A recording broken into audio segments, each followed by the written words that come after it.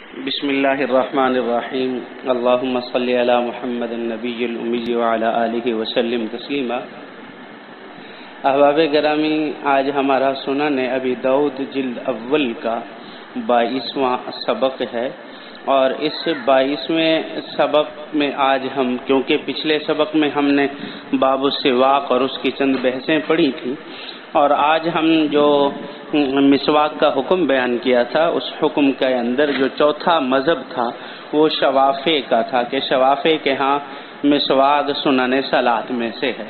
تو اب ہم نے اسی کے دلائل بیان کرنی ہے، کیونکہ امام شافعی علیہ رحمہ فرماتے ہیں کہ مسواک یہ نماز کی سنت ہے، یہ وضو کی سنت نہیں ہے۔ تو ان کی دلائل، امام شافعی کے دلائل وہ روایات ہیں کہ جن میں عند کل صلاۃ کے الفاظ آتے ہیں یا مع کل صلاۃ کے الفاظ آتے ہیں، ایسی ساری روایات ان کا مستدل ہیں۔ دیکھیں ذرا کہ ان کے جوابات کیا ہیں۔ ان کے جوابات یہ ہیں کہ لفظ عند جو ہے، عند کل صلاۃ، یا لفظ مع جو ہے، یہ مقارنت حقیقی پر دلالت نہیں کرتا، بلکہ مطلق قرب پر دلالت کرتا ہے۔ اور وضو بھی نماز کے قریب ہے۔ مثلا ایک مثال سے سمجھاؤں آپ کو کہ جیب میں یا گھر میں کسی کے پاس پیسے ہوں تو وہ کہہ سکتا ہے عندی مال، حالانکہ اس کے پاس موقع پہ نہیں ہوتے یا گھر میں رکھے ہوتے، پھر بھی وہ کہتا ہے عندی مال۔ تو اس سے مقارنت جو ثابت ہو رہی ہے وہ مقارنت حقیقی نہیں، بلکہ مطلقاً قرب ثابت ہو رہا ہے۔ اور جن حدیث میں عند کل صلاۃ تک ہے ان میں مضاف محذوف ہے، یعنی عبارت یوں بن جائے گی عند وضوء کل صلاۃ، عند وضوء کل صلاۃ۔ اور جن میں مع کے الفاظ ہیں ان کے بارے میں تو علامہ ابن حجر علیہ رحمہ خود فرماتے ہیں کہ یہ الفاظ شاذ ہیں۔ تو اس بات کا خلاصہ یہ ہوا کہ مع کل صلاۃ کے الفاظ صراحتاً شوافع کے مذہب پر دلالت کرتے ہیں، لیکن یہ الفاظ کیا ہیں؟ شاذ ہیں۔ اور دوسری دلیل فرمائے کہ حدیث باب کی دوسری حدیث کہ جس میں حضرت زید بن خالد کا عمل ذکر کیا گیا ہے، کلما قام الی الصلاۃ استاق، کہ جب وہ نماز کے لیے کھڑے ہوتے تو اس وقت کیا کرتے تھے؟ مسواک کیا کرتے تھے۔ اس کا جواب ذرا دیکھیے کہ یہ جو زید بن خالد کے بارے میں ذکر کیا کہ کلما قام الی الصلاۃ، یہ فرمایا کہ ان کا اپنا عمل ہے جو کہ بقیہ صحابہ اور حضور اکرم صلی اللہ علیہ وسلم کے عمل کے مقابلے میں حجت نہیں ہو سکتا۔ دیکھیں، باقی صحابہ کا یہ عمل نہیں ہے، اور کسی حدیث صحیح سے بھی ثابت نہیں ہے کہ آپ صلی اللہ علیہ وسلم نے نماز کے وقت مسواک کیا ہو۔ اور دوسرا جواب یہ کہ یہ حدیث مؤول ہے، یعنی اس کی تعویل کی گئی ہے، جیسے اس کا یعنی کلما قام الی الصلاۃ، یہ یوں کہا گیا کہ کلما اراد القیام الی الصلاۃ، کہ جب نماز کی طرف کھڑے ہونے کا ارادہ کیا جائے تو اب اس وقت مسواک کرتے تھے۔ اور تیسری دیکھیں دلیل شوافع کی یہ ہے، حدیث ابو ہریرہ رضی اللہ تعالی عنہ ہے، اور جس کو خطیب بغدادی علیہ رحمہ نے روایت کیا، فرمائے کہ مسواک صحابہ کے کانوں پر ہوتا تھا، مسواک صحابہ کے کانوں پر ہوتا تھا، ہر نماز کے وقت ان سے سنت حاصل کرتے تھے۔ لیکن ہم اس حدیث کا جواب یہ دیتے ہیں کہ یہ عمل دراصل زید بن خالد الجہنی کا ہے، کیونکہ راوی نے مسامحتاً سب صحابہ کی طرف اس کی نسبت کر دی ہے۔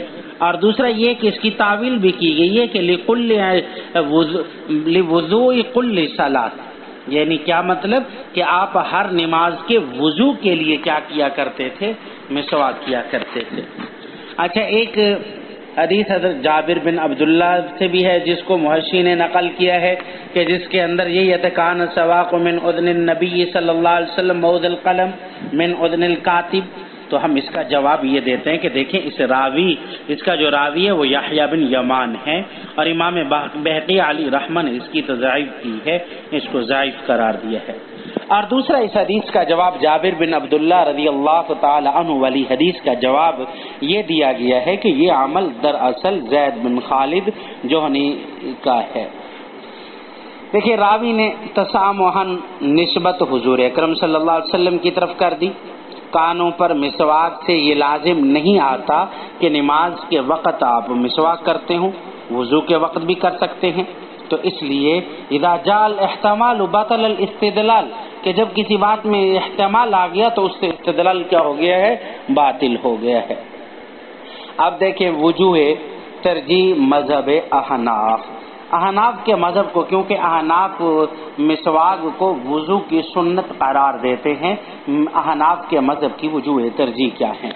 سب سے پہلے نمبر پر فرمایا کہ احناف کا مذہب احادیث قولیہ اور فعلیہ دونوں سے ثابت ہے، جبکہ شوافع کا مذہب فقط احادیث قولیہ سے ثابت ہے.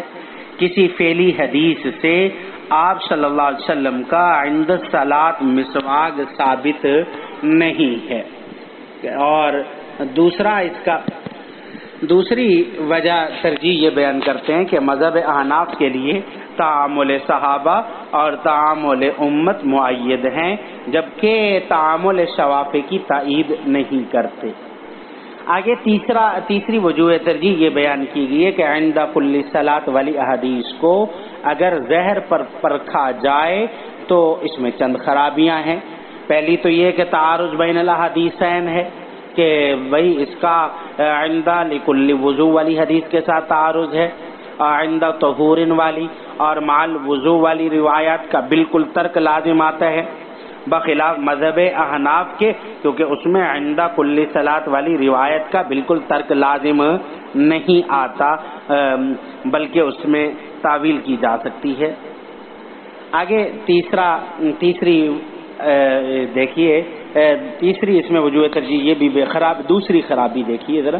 جو دوسری خرابی اس میں آتی ہے نا کہ اگر ہم اس کو ظاہر پر پرکھیں تو قیام الی الصلاۃ کے وقت مسواک کرنے سے منہ سے خون نکلنے کا خطرہ ہے. اگرچہ خروج دم عند شوافع ناقض وضو نہیں، لیکن دم عند شوافع نجس ضرور ہے، تو منہ کا نجاست سے ملتبس ہونا تو یہ تو لازم آئے گا، اور خون نہ بھی نکلے مسواک کرنے سے منہ کی علائش لعاب وغیرہ تو ضرور بہے گا.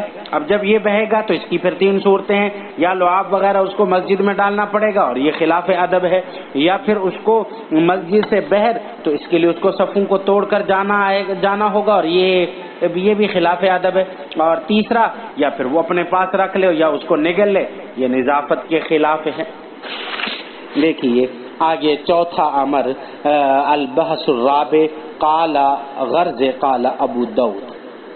غرض قال ابو داؤد محمد بن اسحاق کے دیکھیں 2 شاگرد ہیں، احمد بن خالد اور ابراہیم بن سعد. تو امام ابو داؤد علیہ رحمہ اس قول سے دونوں میں فرق بیان کرنا چاہتے ہیں کہ محمد بن اسحاق کے پہلے شاگرد احمد بن خالد نے عبداللہ بن عمر کے بیٹے کو مکبر ذکر کیا، جبکہ دوسرے شاگرد ابراہیم بن سعد نے ابن عمر کے بیٹے مصغر یعنی عبید اللہ اس کو ذکر کیا، اس کو تصغیر کے ساتھ ذکر کیا، عبداللہ کی بجائے عبید اللہ ذکر کیا ہے. دیکھیں پہلے محمد بن اسحاق کے پہلے شاگرد احمد بن محمد نے یعنی عبداللہ بن عمر ذکر کیا، اور جبکہ ابراہیم بن سعد نے ابن عمر کے بیٹے کو کیا ذکر کیا؟ عبید اللہ ذکر کیا ہے. اب دیکھیے اور کسی ایک راوی کو یہاں جب وہم ہوا ہے تو یہ وہم بھی ہو سکتا تھا کہ سائل نے ابن عمر کے دونوں بیٹوں سے کیا کیا ہو؟ سوال کیا ہو. تو اس وجہ سے اس سے امام ابو داؤد علیہ رحمہ نے وضاحت ذکر کر دی ہے. اللہ رب العزت ہمیں عمل کرنے کی توفیق عطا فرمائے. وما علینا الا البلاغ.